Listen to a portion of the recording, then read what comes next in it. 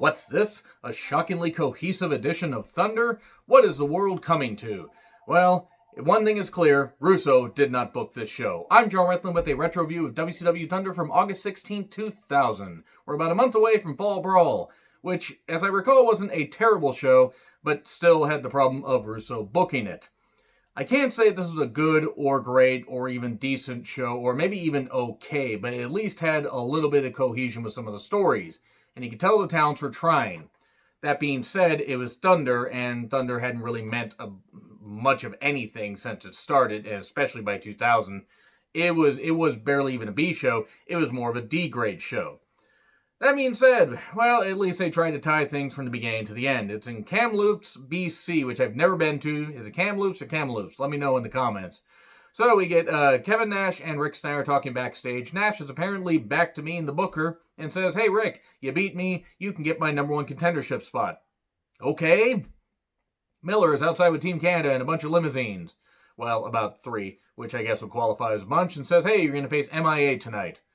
And then Chronic talked about, if you jump off the mountain, well, it's a long way down. Yes, that's how heights work. Good job there, Bryan Adams. Not that one. Ironic that the Bryan Adams wrestler was in Canada. So they say, we'll be 4 guys in 2 minutes, the Chronic 2-minute warning. Is that like when the weed finally hits you and, you get chronic fatigue? No fucking idea. I don't even think they knew. Then they beat up 4 guys, including one really big, out-of-shape guy. I mean, I'm not really sure why in the world they got these guys there. I assume they were just Canadian independent talents that they brought in. They beat them up, and then the Harris brothers are on the Nitrovision, the Videotron, and say, well, they'll face them when they want to, so Fall Brawl.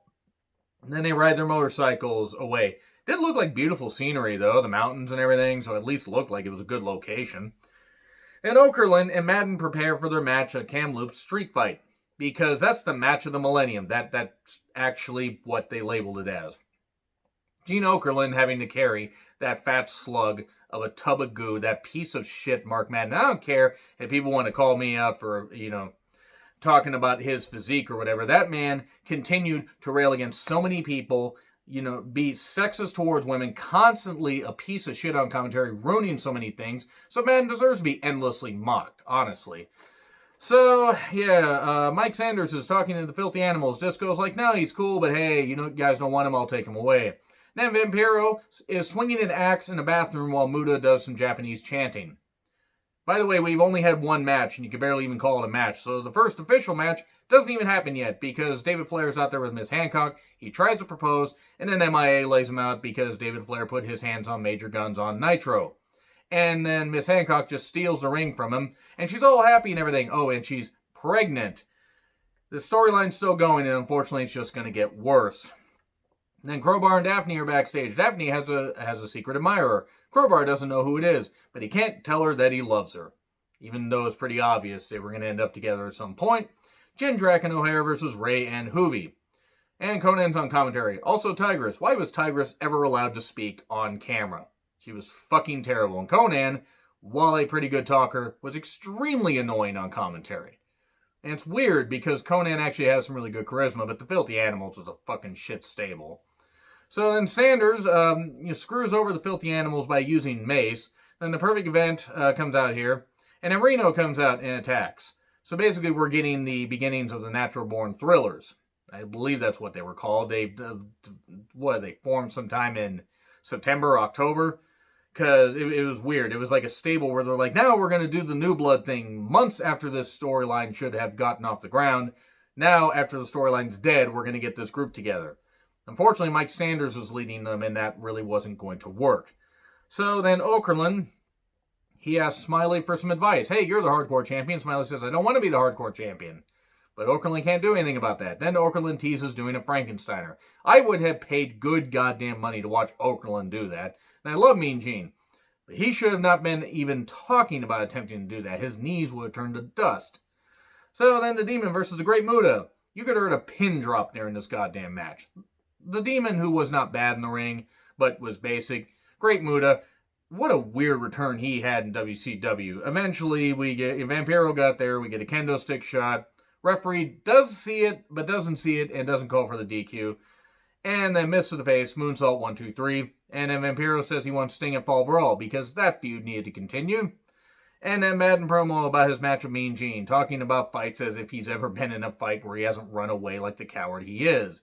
Then Team Canada gets a massive pop, which was great shit. This was cool to see. We get MIA members. It was Lash LaRue, Hugh Morris, and Chavo Guerrero. That's what I'm calling them because MIA was a stupid gimmick. And we get them against Team Canada, Carl Alouette, the future PCO, Lance Storm, and Elix Skipper, whatever. I didn't fucking care. I didn't care. It was fine. The match was fine. We get a belt to Hugh Morris's leg at one point when there's a big melee outside. And then the Canadian Maple Leaf taps out Hugh Morris, and he won't let go. He just will not let go. And then Miller comes out, and he gets laid out. And then Storm says, hey, you want to face me? Put your commissionership on the line. And then Carl Alouette causes a DQ, even though he's banned from ringside. So that's it right there. Miller then says there's going to be retribution on Nitro. Hopefully not that, because that was 20 years before that angle would actually happen. Fucking hell. Now Rick Steiner promo. I don't know what he was on about. And Seth falls over. First, somebody knocked on his door and he didn't know who the hell it was. And then piece of the interview set fell over. Wonder who's doing it? It's Goldberg. It's Goldberg doing it. It's pretty obvious. Mark Madden versus Mean Gene. Match of the Millennium. Kamloop street fight. This is one of the most embarrassing things I've seen. And not that I expected it to be anything but the fact that they were willing to put Mark Madden in the ring proved, hey, we have great talents here, but we're going to do this. This was a feud that nobody fucking asked for, by the way, and I love Mean Gene, but no, this is bad. Commentary brutalizes Mark Madden, which was good. Norman and Carl Alouette brawl around ringside. Veto comes in and encourages Mean Gene. Then Pamela, the blonde interviewer that apparently likes Mean Gene, because he saved her at one point during a recent Nitro or Thunder, low blows Mark Madden. I don't know how, because he's a dickless wonder that hasn't had any balls since birth. But, so somehow she hit something, but he fell down and then Mean Gene covered him. And Pamela kissed him, so everybody wins, I guess. We win because the match is over. And then Shivani interviewed, Vito then wants Carl Alouette later. Shivani interviews Jarrett about, how wrestling has changed, the territories have gone away so people can't apply their trade, time-honored tradition, Brett screwed Brett, different interview. And he's comfortable with how WCW is going, but time will tell to see if it's going to succeed. Then talks about Russo's direction. Hey, and it's straight into the goddamn bin. Carl Alouette versus Big Veto. It was fine. Big Veto won after DDT. I know it sounds like I don't really care about some of these matches, and I kind of don't because they almost take place in a vacuum. There's a few good things going on in WCW 2000 at this point. Lance Storm, Veto, and a few others. But a lot of the storylines are fucking shit because they're either not followed up on or they're dragged out for months and nobody fucking cares. And it's the worst ones dragged out. So then here's Reno. They sort of brawl, and then he gets a chair. Kidman comes in and drop kicks a chair in his face. So Kidman and Vito have an alliance.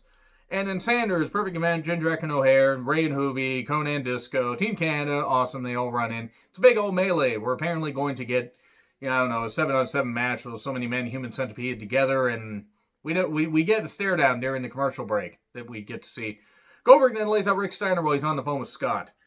And then Nash says that nothing will stop him from being world champion. Here's Booker. He said, you're going to have to kill me to take it. Nash was like, okay, I raise your hand. Clothesline, big boot, where Nash fell over. And then hit the jackknife. And that's it. Cohesive-ish, but you know what? Still not a good episode of Thunder because it's Thunder. Let me know what you think in the comments. Let me know what you think of WCW in the fall of 2000 at this point. Like, share, subscribe. Twitter handle in the description. I'm John Retlin. I'll see you soon.